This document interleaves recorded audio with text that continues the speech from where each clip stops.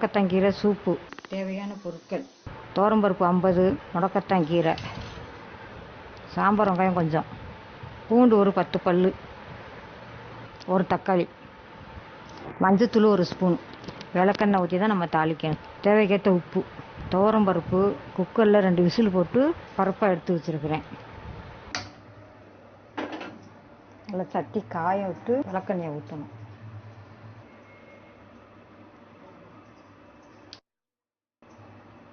விளக்கெண்ணெய் ஒரு 2 ஸ்பூன் ஊற்றினா போதும். வெங்காயம், பூண்டு நல்லா போட்டு வதக்கணும். வெங்காயம் பூண்டு ரொம்ப வேகக்கூடாது, முருவலெல்லாம் வேகக்கூடாது, அரை வேக்காடாக இருந்தால் போதும்.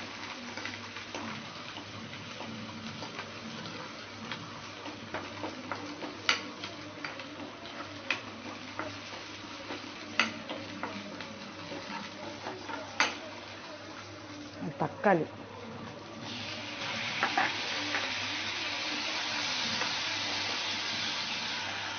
மஞ்சத்தூள்,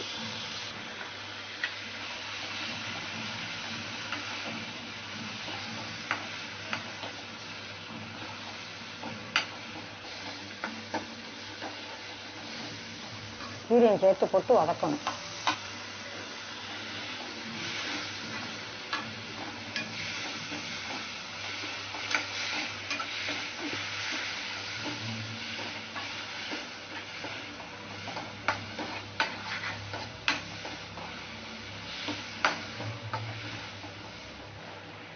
அப்புறம் பருப்பையும் ஊற்றணும்.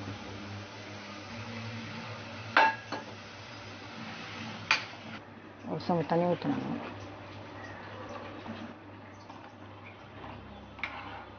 ஒரு நல்லா 10 நிமிஷம் கொதிக்க விடணும்.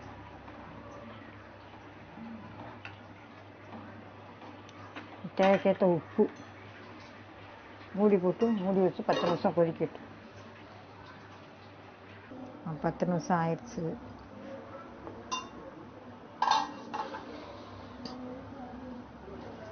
Soup ready. இப்போ கேஸை ஆஃப் பண்ணிடலாம். சூப்பு ரெடி ஆயிடுச்சு. ஒரு பவுலில் ஊற்றிடுவோம். முடக்கத்தான் கீரை கை கால் மூட்டு வலிக்கு நல்லது. முடக்கத்தான் கீரை சூப்பை நீங்கள் அப்படியும் குடிக்கலாம், தோசைக்கும் ஊற்றியும் சாப்பிட்லாம்.